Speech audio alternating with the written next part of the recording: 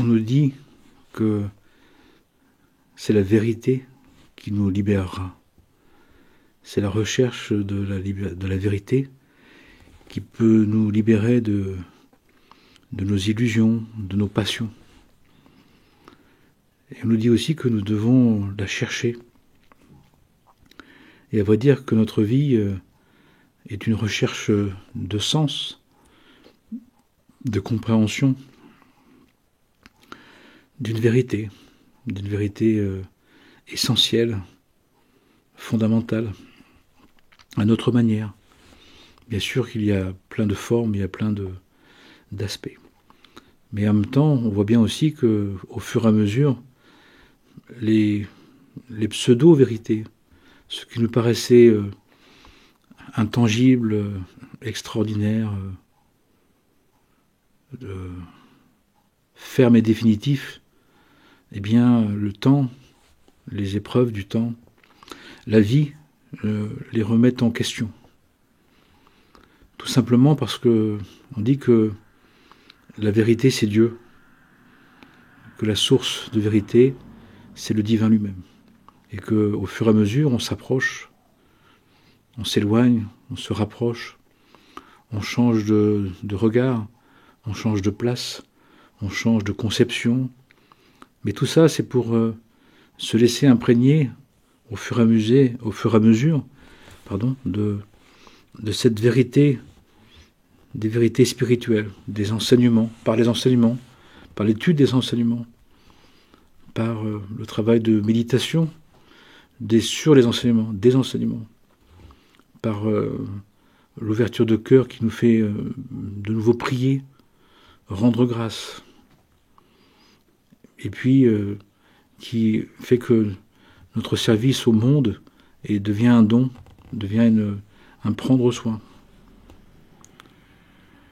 Et ce qu'on découvre quand on cherche, quand on est chercheur de vérité, quand on se questionne, et quand on cherche à comprendre les choses à sa manière, comme on peut, comme on est, comme il nous est possible d'accueillir, eh bien on s'aperçoit qu'il y a des résistances, il y a des enjeux, il y a des points de vue, il y a des racontages, il y a des interprétations, il y a des imaginations, qui sont à la fois des appropriations de la vérité, mais en même temps qui sont parfois des illusions, qui amèneront des désillusions, des racontages qui feront que le réel sera marquant, sera frappant, sera saisissant. C'est bien normal.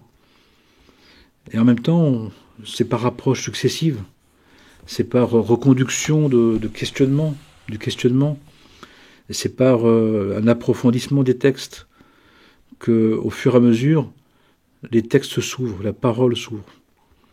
Il nous faut donc insister, il nous faut donc continuer, et sans renoncer, sans s'arrêter. La quête de vérité, la quête de sens, la quête de Dieu est un cheminement qui n'a pas de fin, et qui a soif pour autant, qui devient essentiel, qui devient vital au fur et à mesure des coups de la vie, au fur et à mesure des secousses, et au fur et à mesure aussi en cherchant à comprendre, à saisir, parce qu'on nous demande de chercher, de ne pas cesser de chercher, pour comprendre, pour saisir, d'où les paroles saintes, d'où les textes sacrés, qui sont là pour nous donner à percevoir un peu la parole de Dieu par les écrits, pour à un moment donné que ces écrits nous amènent à une expérience de sa présence, à une conscience de sa présence, pour une expérience de sa présence, pour une incarnation de sa présence dans notre vie. Et c'est le chemin, c'est le cheminement spirituel, c'est le saint cheminement, c'est la sainte quête du Graal, c'est l'odyssée spirituelle dans laquelle nous sommes. C'est l'épopée divine dans laquelle nous sommes. Et il nous faut utiliser notre vie, notre expérience, ce que nous vivons, pour justement quêter, enquêter, découvrir, nous questionner, aller chercher. Bien évidemment, c'est mouvant, c'est un cheminement, c'est progressif. Et dans ce chemin de cette quête, nous allons nous rencontrer, nous allons nous découvrir, nous allons nous étonner, nous allons nous émerveiller. Parfois nous allons être stupéfaits de nous-mêmes. Nous allons percevoir des choses qui étaient cachées, parfois que les autres voyaient avant nous, ou pas, mais que nous on découvre.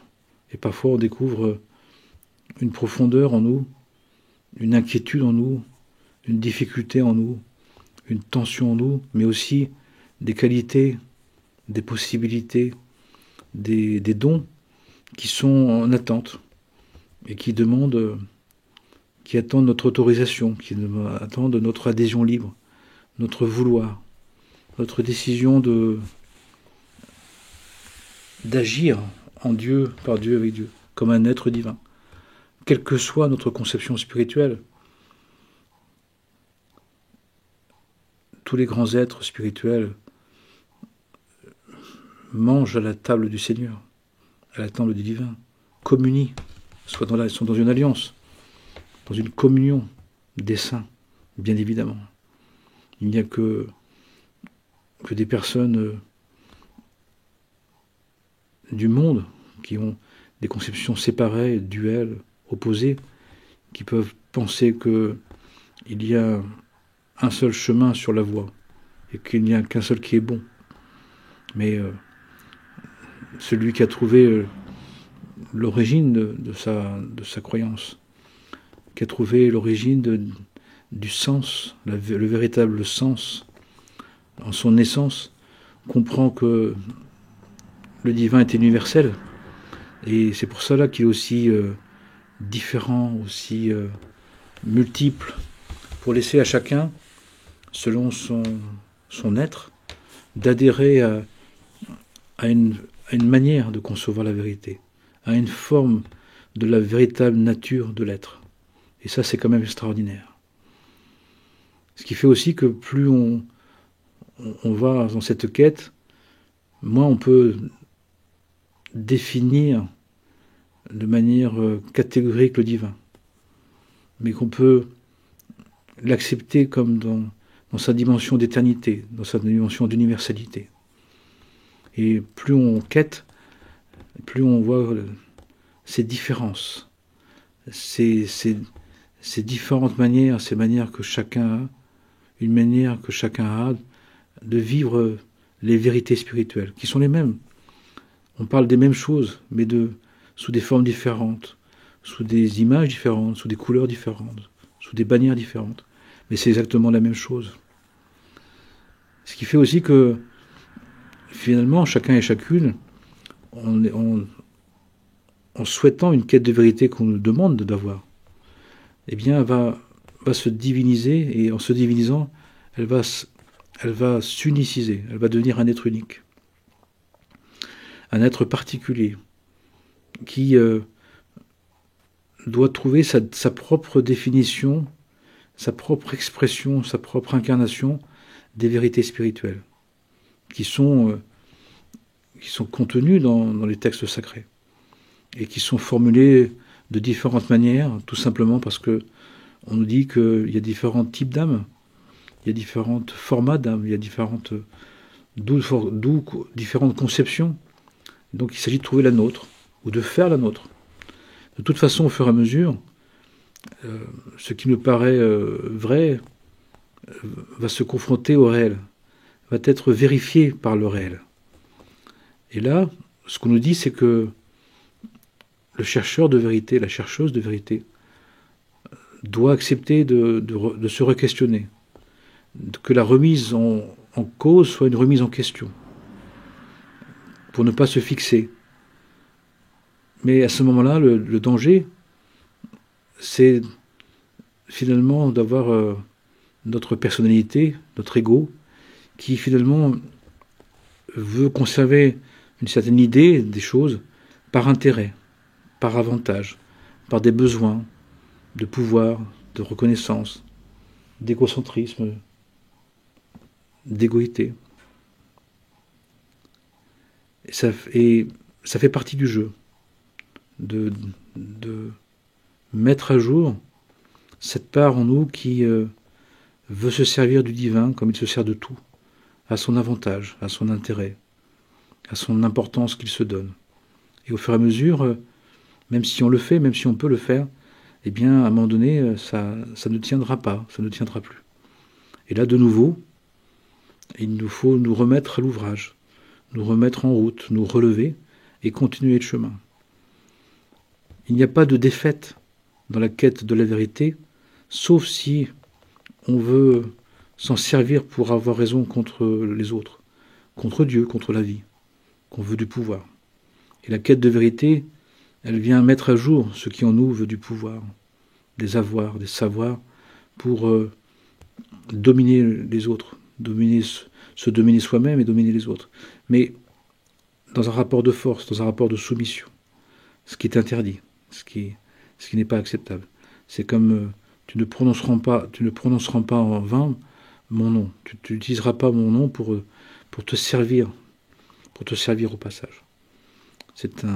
La quête de vérité, c'est le travail du disciple, de se discipliner par la connaissance de soi.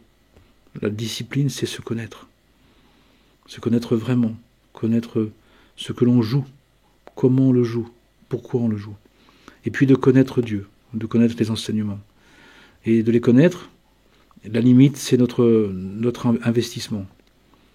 Le livre ne s'ouvre pas tout seul. Le livre ne se lit pas tout seul. Il y a des êtres que j'écoute, que je vois, que j'accompagne, qui me parlent, qui témoignent, qui voudraient que les choses se fassent sans elles. Mais en même temps, déjà, elles se font sans elles et ne sont pas d'accord. Et alors que justement, il s'agit de le faire. Le divin, il veut qu'on soit dans l'alliance, qu'on le fasse avec lui. Le divin, lui, il est déjà Dieu, il est déjà réalisé. Il n'a pas besoin de nous, mais il nous propose de nous accomplir, de nous aider à nous accomplir. Pour cela, nous avons à l'autoriser et à continuer à lui dire qu'on est d'accord pour se parfaire en lui, par lui et avec lui, de devenir l'être divin que nous sommes.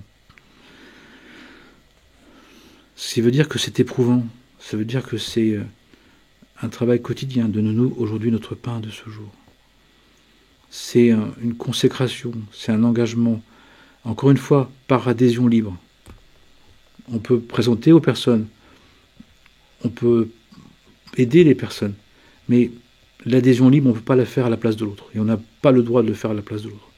Mais quelqu'un qui adhère librement à un projet de se spiritualiser, de se diviniser, de se sanctifier, eh bien il y a des obligations, il y a des choses à faire, des choses à ne pas faire, des choses à continuer à faire, vraiment faire, d'autres à ne plus faire.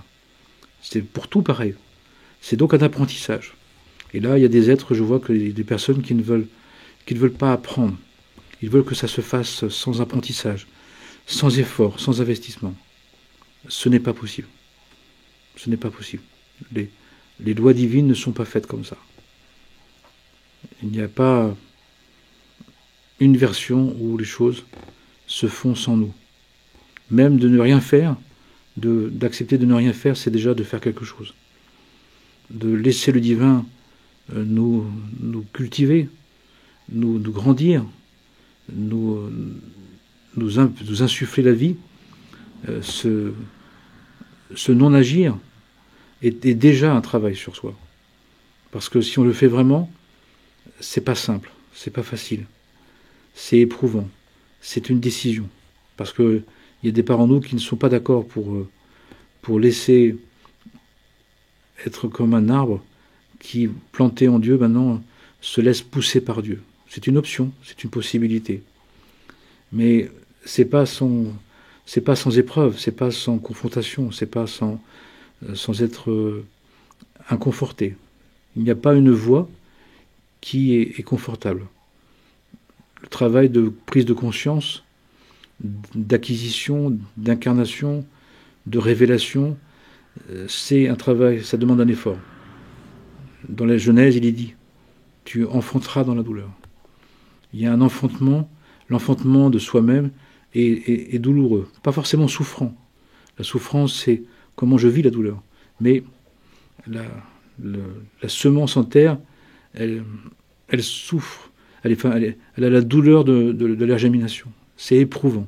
La douleur, c'est éprouvant. Après, si on l'accepte, si on adhère, justement, on n'est pas choqué, on n'est pas inconforté, on n'est pas outré que ça soit douloureux. Un effort est douloureux, même un effort, l'effort d'aimer est douloureux, l'effort d'apprécier est douloureux, l'effort de se poser est éprouvant. Tout est éprouvant, bien évidemment, puisqu'on est dans ce monde-là. Et éprouver, c'est de prouver, c'est d'incarner, c'est de faire l'effort.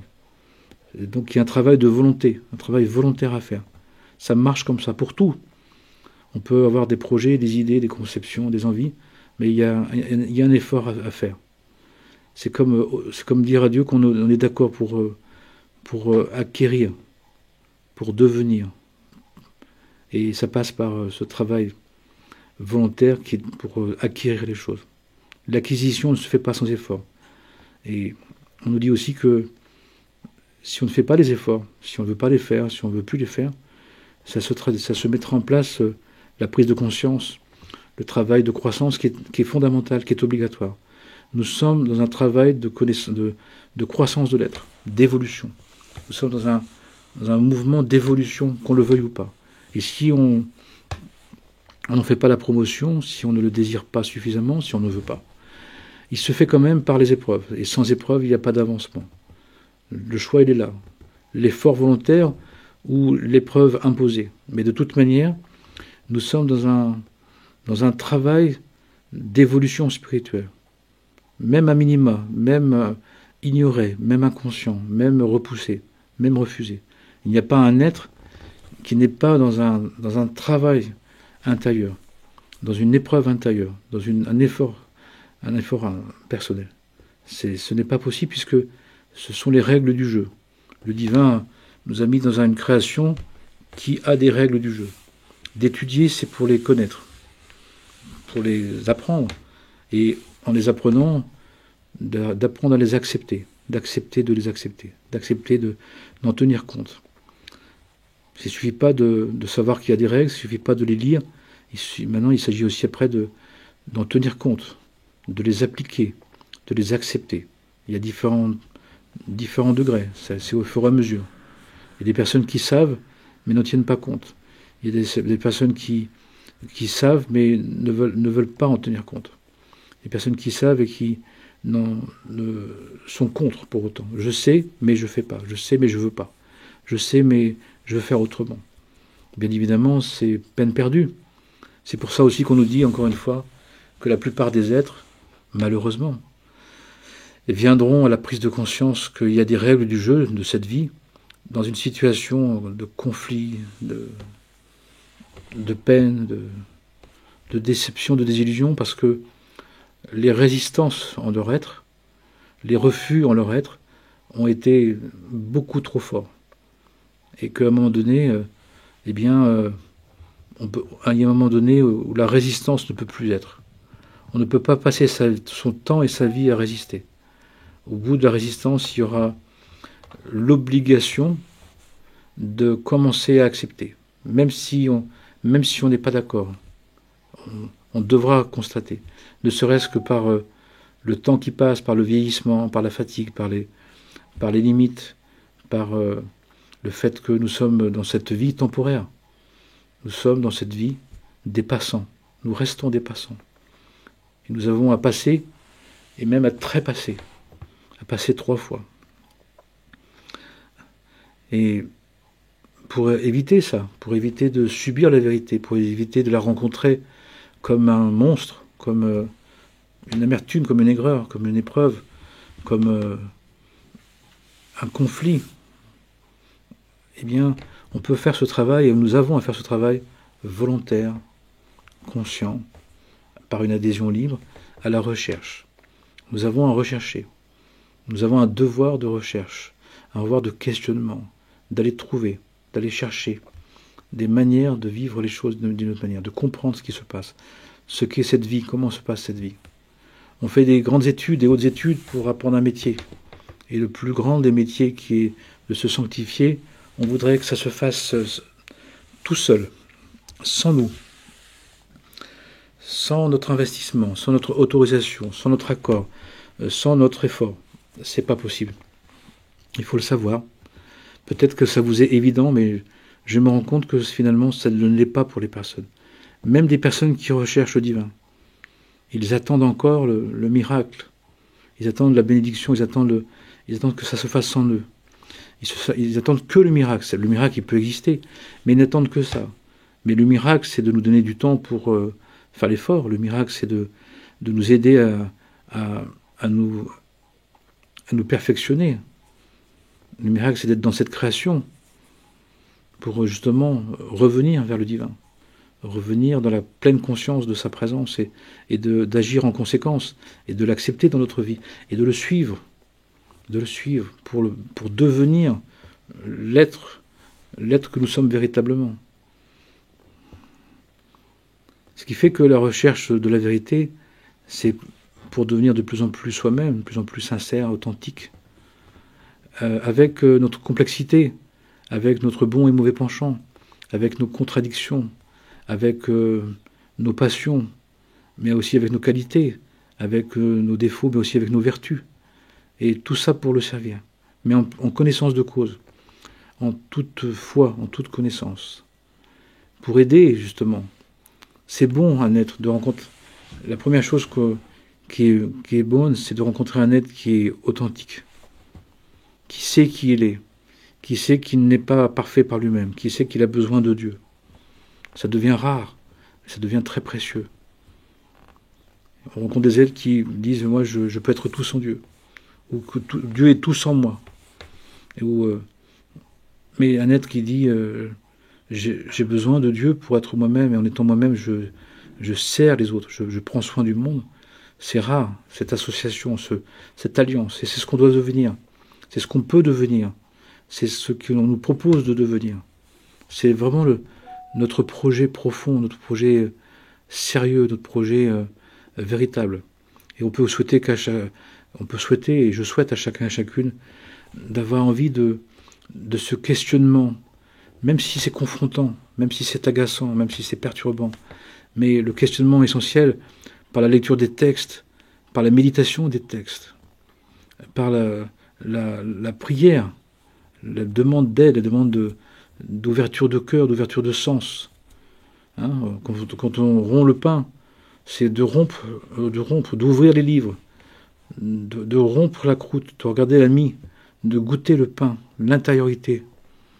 Ça peut être aussi l'intériorité des événements, par les événements, dans le sens du sens littéral des événements, trouver le sens allusif des événements, puis le sens du vécu, le sens intérieur, et même le sens mystérique des événements.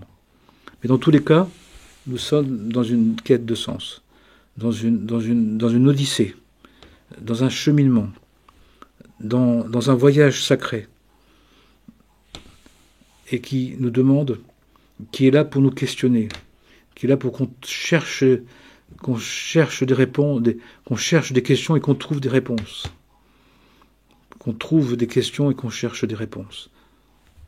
Mais dans tous les cas, la vie ne peut pas nous laisser, n'est pas là pour nous satisfaire, pour nous faire stagner, pour qu'on vive sans questionnement, sans être bousculé, sans être interrogé, sans être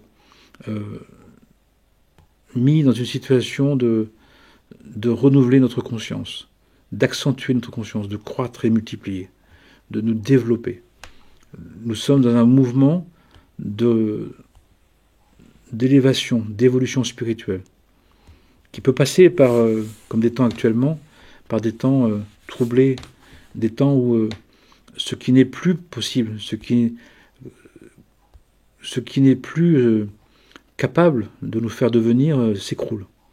Et c'est pareil au titre individuel. Là c'est plus démonstratif parce que c'est au titre collectif. S'effondrent les structures de conscience, les connaissances qui maintenant ne peuvent plus nous faire devenir, ne contiennent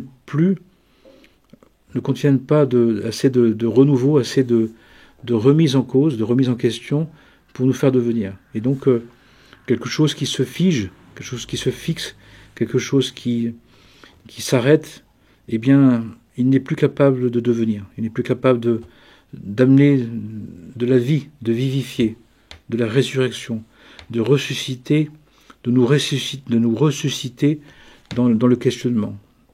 Et donc ça s'arrête. Nous aussi, nous devons faire attention à ça, prendre précaution de ça, de ne pas être des stagnants, de ne pas être figés, de ne pas être bloqués. Tout simplement parce que la vie ne correspond plus à ce qu'on voulait. Nous devons nous défaire de cette partie en nous, de ce fonctionnement en nous qui voudrait mettre la vie dans notre conception des choses. De vouloir que notre niveau de conscience suffise et soit suffisant tout le temps. Non, un niveau de conscience, c'est juste un degré de conscience qui a besoin à un moment donné, qui peut durer un moment, qui peut servir un moment. Mais à un autre moment, il doit être renouvelé, il doit être dépassé, il doit se réformer, pour se transformer. On ne peut pas stagner. Encore une fois, on évolue ou on involue. On augmente ou on diminue. On grandit ou on régresse. Il n'y a pas de stagnation possible. Le mouvement de la vie, le mouvement de l'esprit de vie est un mouvement de reconduction, de perpétuel renouvellement. Même s'il y a des temps, même s'il y a pendant un certain temps, on peut rester dans un niveau de conscience, dans un degré de conscience. Mais on ne peut pas y rester in aeternam. Et donc on doit accepter de vivre un temps de conscience le temps qu'on puisse le vivre, qu'il est nécessaire de le vivre pour l'intégrer, pour l'incarner. Mais une fois que c'est fait, une fois qu'on a accompli un degré, un autre degré se présente. C'est pour ça qu'il nous est dit qu'il est nécessaire, c'est un devoir spirituel, d'étudier chaque jour, de renouveler notre étude. À un point où on médite notre étude. Il faut suffisamment étudier chaque jour pour qu'il y ait un questionnement qui se renouvelle, qu'on comprenne autrement, qu'on trouve d'autres questions, d'autres questionnements, qu'on va chercher d'autres aspects, qui fait que ça nous permet que le cœur retrouve le sens du sacré, que le cœur veuille parler à Dieu, que dans notre solitude nous puissions parler au divin, de le prier, de le louanger, de le glorifier, de lui parler, de le crier, de l'appeler, de le désirer, de le vouloir, de l'interpeller, de le convoquer, le divin. J'ai besoin, je veux, je te dis, pour faire en sorte que, ensuite, dans notre vie de tous les jours, on puisse influencer, quand on va vers l'extérieur, dans notre vie, dans notre entourage, on puisse influencer de belle manière. Donc il y a ce mouvement et ce repos perpétuel. On doit reposer en Dieu pour être dans un mouvement de renouvellement. On est renouvelé parce qu'on revient vers Dieu dans notre solitude, dans le sein des saints, du cœur, de l'être. Chaque jour, on prend un temps avec le divin, qui fait qu'il y a un mouvement de rénovation, un mouvement de renouvellement, un mouvement de réinterprétation, un mouvement de nouvelle compréhension. On dit que celui qui étudie 100 une fois une chose n'est pas le même que celui qui a étudié la même chose 100 fois. À chaque fois que j'étudie même la même chose, que je me pose la même question, il y a un renouvellement de la conscience. Il y a un affinement de la conscience, un raffinement de la conscience, une finesse, une précision, un ajustement, un alignement qui est beaucoup plus juste. Voilà tout le travail que nous avons à faire, et qui passe par le fait d'être des chercheurs de vérité. C'est essentiel, c'est vital, c'est fondamental. Pour tenir, pour entretenir, c'est l'exercice spirituel de l'être. Comme il y a l'exercice du corps, il y a l'exercice de l'être.